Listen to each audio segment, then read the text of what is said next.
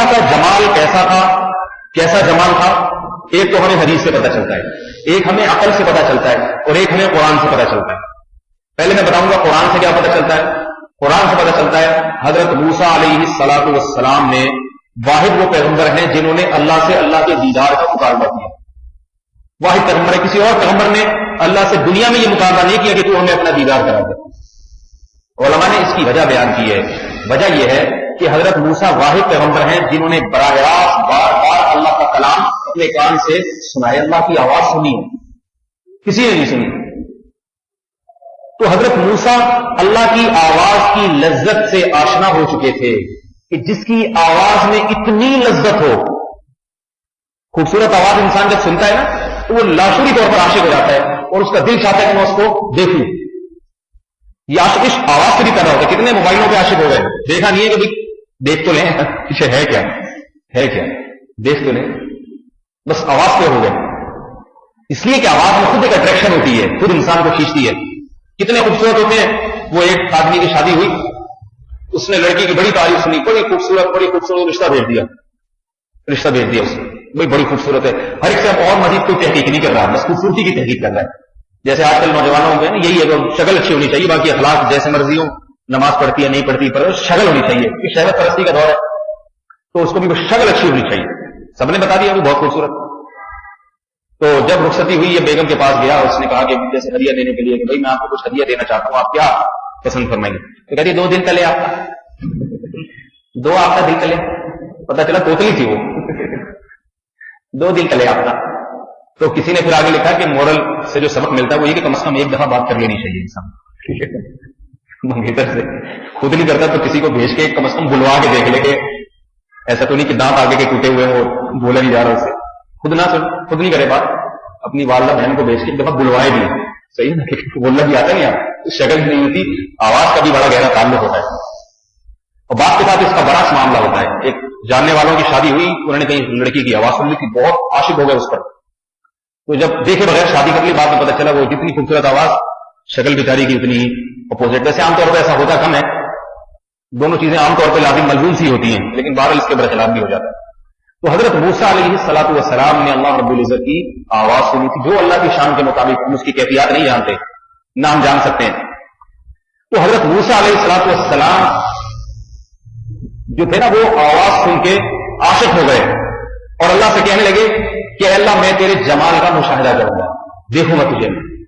کسی اور پیغمبر نے کیوں مطالبہ نہیں کیا کہ کسی اور پیغمبر نے اس طرح بار بار اللہ کے براہ راست کلام اللہ کا اپنے کان سے سنا نہیں تھا، فرشتے وہی لے کر آتے تھے۔ اسی وجہ سے اللہ نے حضرت موسیٰ علیہ السلام کو معذور سمجھا۔ اللہ یہ بھی کہہ سکتے تھے کہ اے موسیٰ لن ترانی، تو مجھے ہرگز نہیں دیکھ سکتا، بس اتنا کہہ دینا کافی تھا۔ لیکن اللہ کو معلوم تھی یہ بات کہ جو شخص جنون کی کیفیات میں آ جائے، عشق کی کیفیات میں آ جائے، پھر اس کی عقل اس کا ساتھ نہیں دیتی۔ حضرت موسیٰ علیہ السلام بھی اس مقام تک پہنچ چکے ہیں کہ زبانی سمجھانے سے ان کی سمجھ میں نہیں آئے گا، لہذا اللہ نے فرمایا فلما تجلی ربہ للجبل، اللہ نے تھوڑی سی تجلی اپنی، جیسے اس کی شان تھی وہ وہی بہتر جانتا ہے، تھوڑا سا جلوہ اللہ نے اپنا پہاڑ پہ ڈالا تو جعلہ دکن، پہاڑ ٹوٹ کے رضا ہو گیا، وخر موسیٰ صعقا، حضرت موسیٰ علیہ السلام بے ہوش ہو کے زمین پہ گر پڑے۔ کس چیز سے بے ہوش ہوئے وہ؟ اللہ کے حسن و جمال کی تاب نہیں لا سکے، تاب نہیں، دل برداشت نہیں کر سکا اس جمال کو۔ دل میں وہ دیکھیں، ہم جب کسی چیز کو دیکھتے ہیں نا تو ہماری آنکھیں اس کو برداشت کرتی ہیں، تبھی ہم اس کو دیکھتے ہیں، اس کا تصور ہمارے دماغ میں اور دل میں آ جاتا ہے ہم اس کو تبھی۔ اگر ہم کوئی ایسی ڈرونی چیز دیکھ لیں، بعض ڈرونی چیزیں ہوتی ہیں جن کو دیکھ کے ہم ڈر جاتے ہیں، بعض ڈرونی چیزیں ایسی جو اتنی خوفزدہ ہوتی ہیں کہ ان کو دیکھ کے ہم بے ہوش ہو جاتے ہیں، کیونکہ اس کے خوف کا ہمارا دل برداشت نہیں کر سکتا۔ اسی طرح دنیا میں حسن و جمال، بعض حسن و جمال، بلکہ سارے دنیا کے حسن و جمال ایسے ہیں جن کو دیکھ کے ہم برداشت کر لیتے ہیں، بے ہوش آج تک کوئی نہیں ہوا کسی کو دیکھ کے۔ یوسف علیہ السلام اتنے حسین تھے، اتنے حسین کہ حدیث میں آتا ہے کہ دنیا میں جتنا حسن انسانوں میں تقسیم کیا گیا ہے اس میں آدھا اکیلے حضرت یوسف کو دیا گیا ہے۔ جتنا حسن و جمال دنیا میں، خوبصورت سے خوبصورت کوئی مرد ہو یا عورت ہو، اس تمام کروڑوں انسانوں کا حسن و جمال ترازو کے ایک پلڑے میں اور یوسف علیہ السلام اکیلے کا حسن و جمال ترازو کے دوسرے پلڑے میں رکھا جائے تو وہ پلڑا اس کے برابر پہنچ جائے گا، آدھا حسن و جمال۔ لیکن اس حسن و جمال کی بھی کیفیت یہ تھی کہ عورتیں اسے دیکھ کے بے ہوش نہیں ہوئی، بس اتنا آتا ہے کہ ان کی انگلیاں کاٹ ڈالی، انہوں نے پھل کاٹنے کے بجائے اپنی انگلیاں کاٹ ڈالی، ایسے حواس باختہ ہو گئی مگر یہ نہیں کہ بے ہوش ہو کے زمین پہ گر پڑے. تو سوچئے یوسف کا حسن کتنا زیادہ ہوگا کہ اسے دیکھ کے عورت کو یہ نہیں پتا چل رہا کہ میں پھل کاٹ رہی ہوں یا اپنی انگلیاں کاٹ رہی ہوں. ہم نے دنیا میں کوئی ایسا حسن و جمال نہیں دیکھا ہوگا کہ ہم اس کی وجہ سے انگلیاں کاٹ ڈالے اپنا غلطی سے. انگلی کاٹنے کی بڑی تکلیف ہوتی ہے, لیکن عورتوں کو یہ تکلیف کا پتہ نہیں چلا. تو یہ تو اللہ کی مخلوق تھی یوسف علیہ السلام, اور اللہ کی ذات کی کروڑویں تجلی ہوئی ہے. اور جو حضرت موسیٰ جیسا دل, اتنا طاقتور دل موسیٰ علیہ السلام کا, مگر وہ دل بھی اس ذرا سی تجلی کو برداشت نہیں کر سکتا, بے ہوش ہو گئے. تو سوچیے کیا جمال ہوگا, کیا حسن و جمال ہوگا اللہ کی ذات میں.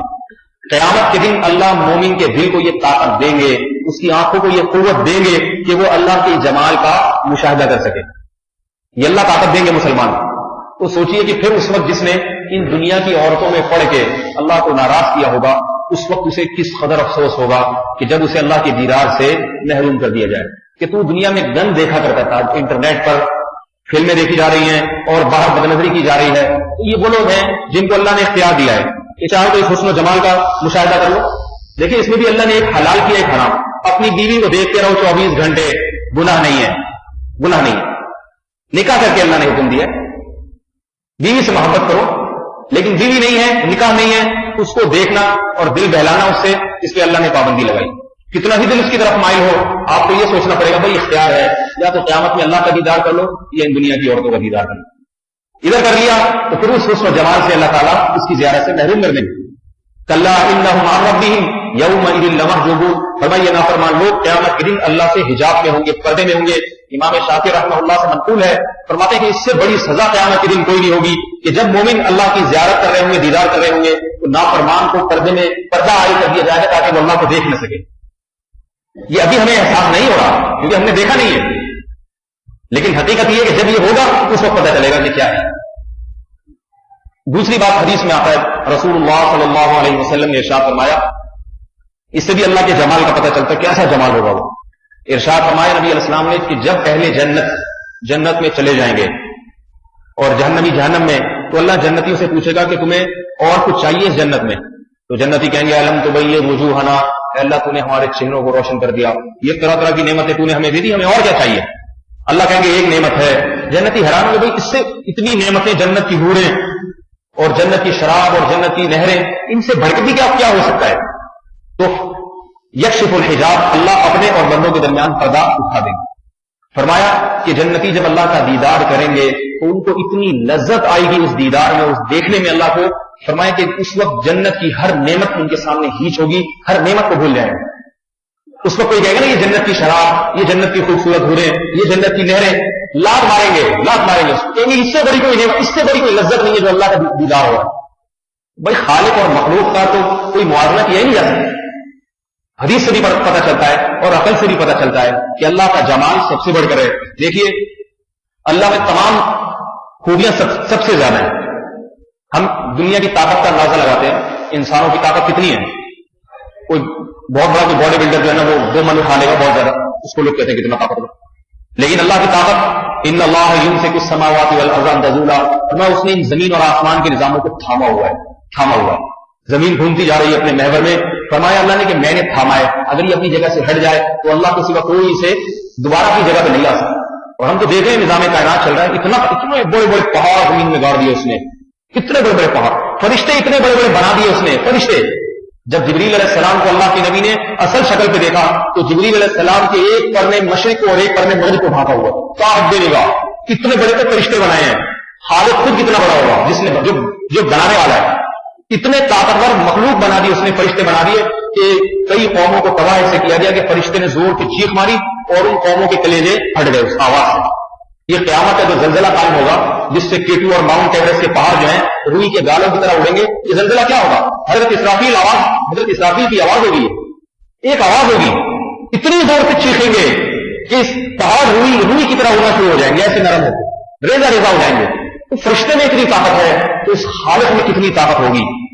تو یاد رکھیے جب اس کی طاقت اتنی, انسان کی طاقت اور خالق کی طاقت کا کوئی موازنہ نہیں, تو انسان کے حسن و جمال اور خالق کے حسن و جمال کا بھی کوئی موازنہ نہیں ہو سکتا, ہو نہیں سکتا, اس میں کوئی نسبت نہیں ہے. اس سے پتہ چلتا ہے کہ جس نے دنیا میں حسن و جمال کو تقسیم کیا وہ خود کتنا جمیل اور کتنے جمال والا, کتنا حسن و جمال والا ہوگا, کیا ذات ہوگی وہ.